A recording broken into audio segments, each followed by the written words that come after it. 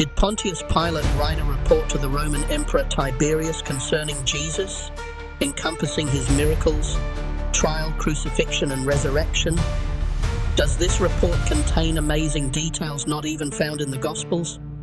Also, what does the Pilate stone discovered at the archaeological site of Caesarea Maritima in 1961 AD tell us about Jesus' crucifixion?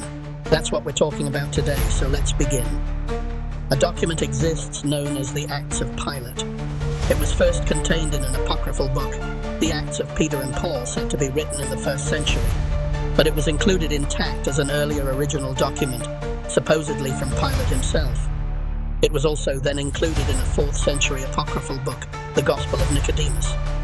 But is it a factual account, or a factual account that was embellished a little by Christians, or totally fabricated?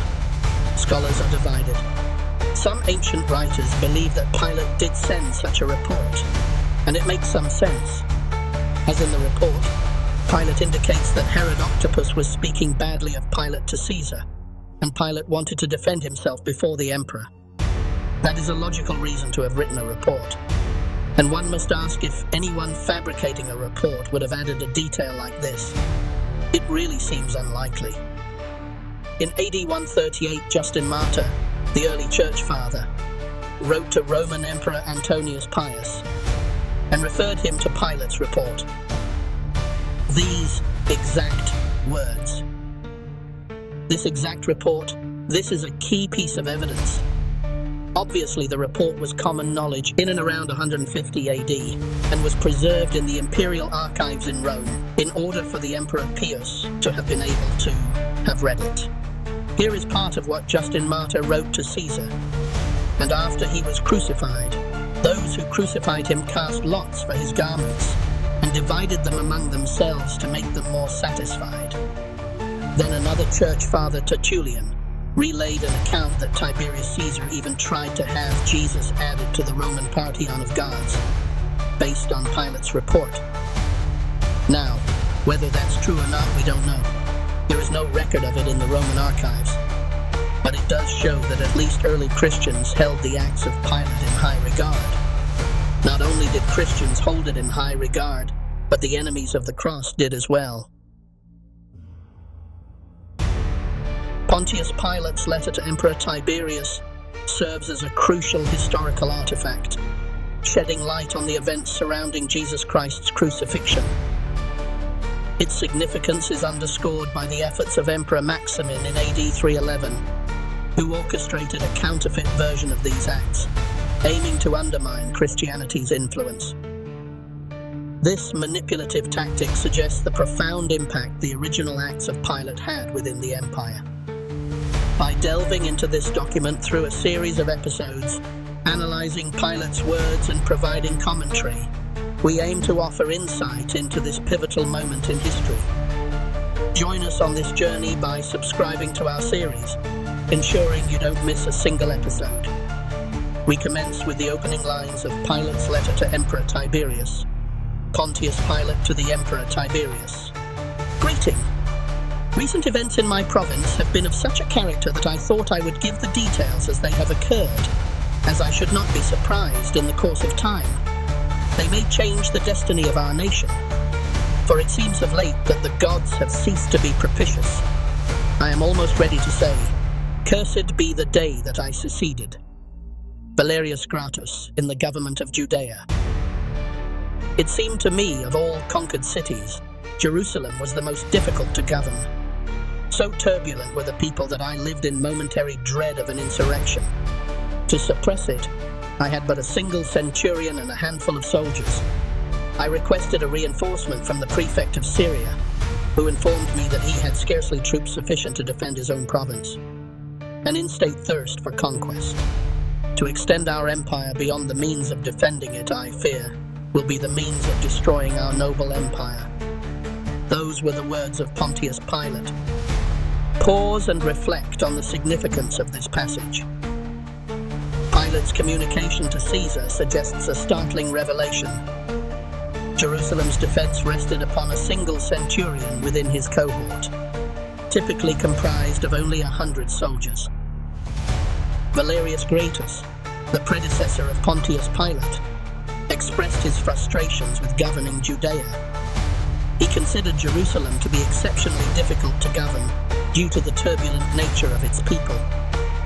This sets the stage for Pilate's subsequent account of the precarious situation he inherited. Pilate's account reveals the inadequacy of military resources for maintaining order in Jerusalem. Despite the city's potential for unrest, he had only a single centurion and a handful of soldiers. This shortage of troops highlights the precariousness of Roman control in the region and the challenges of quelling potential uprisings. The document also alludes to the broader context of imperial overextension. Pilate expresses concern about the empire's unsustainable expansion beyond its capacity to defend its territories. This hints at the strain on Roman resources and the potential ramifications for the empire's stability. Pilate's apprehensions about the consequences of overextension and the inadequacy of military resources foreshadow the events that unfold later in the narrative. These concerns likely play a significant role in Pilate's decision-making process, including his handling of Jesus' trial and crucifixion. As we delve deeper into the document, we will uncover how this shortage of troops played a pivotal role in Pilate's decision to order the crucifixion of Jesus. Now let's get back to Pilate's words. Among the various rumors that came to my ears, there was one that attracted my attention. In particular, a young man, it was said, had appeared in Galilee preaching with a noble unction, a new law in the name of the gods that had sent him. At first, I was apprehensive about his design to stir up the people against the Romans, but soon my fears were dispelled. Jesus of Nazareth spake rather as a friend of the Romans than of the Jews. One day, in passing by the place of Silo, where there was a great concourse of people, I observed in the midst of the group a young man who was leaning against a tree. Calmly addressing the multitude, I was told it was Jesus. This I could easily have suspected. So great was the difference between him and those who were listening to him. His golden-colored hair and beard gave to his appearance a celestial aspect. He appeared to be about 30 years of age. Never have I seen a sweeter or more serene countenance. What a contrast between him and his hearers, with their black beards and tawny complexion. Okay, we need to comment on this as well, because I believe this is the only recorded explanation of Jesus' appearance in all historical documents. This particular interest is the description of him as having blonde hair and a beard. The inclusion of this detail raises questions about its authenticity. Was it an addition made by later scribes copying the document? Or did Jesus indeed have lighter-colored hair and beard compared to his contemporaries? My guess is it's an add-on by those who copied this document over the years, but we don't know. It's certainly intriguing. Now back to Pilate. Unwilling to interrupt him by my presence, I continued my walk, but signified to my secretary to join the group and listen. My secretary's name was Manulus. He was the grandson of the chief of the conspirators who encamped in Etruria, waiting. Catalina Manulus was an ancient inhabitant of Judea and well acquainted with the Hebrew language. He was devoted to me and worthy of my confidence. On entering the praetorium, I found Manulus, who related to me the words that Jesus had pronounced at Silo. Never have I heard in the Pedico nor in the works of the philosophers anything that can compare to the maxims of Jesus, one of the rebellious Jews so numerous in Jerusalem.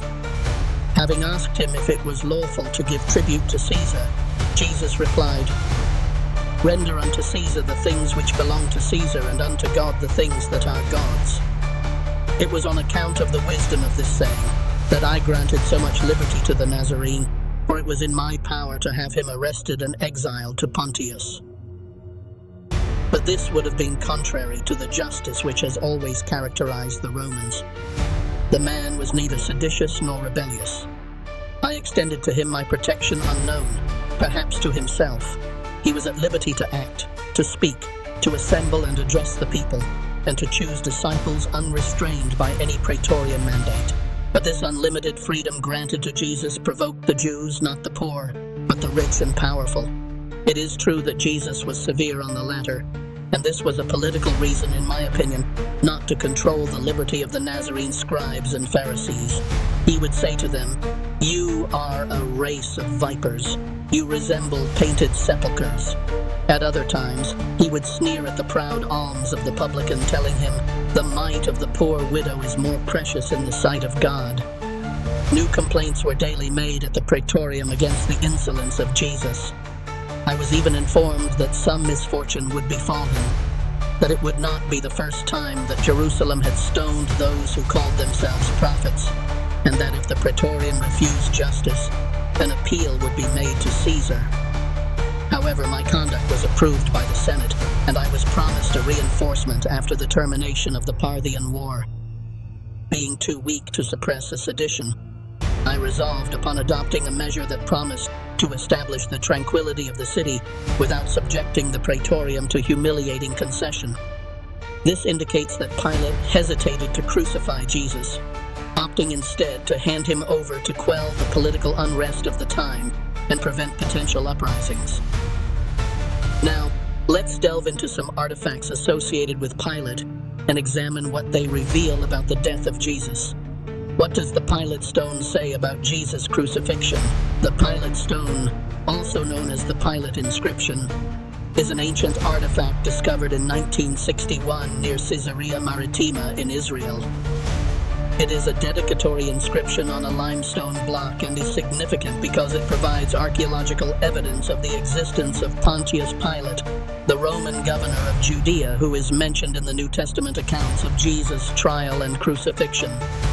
The inscription on the Pilate stone reads, "To the divine Augusti, this Tiberium, Pontius Pilate, Prefectus Iudaeae."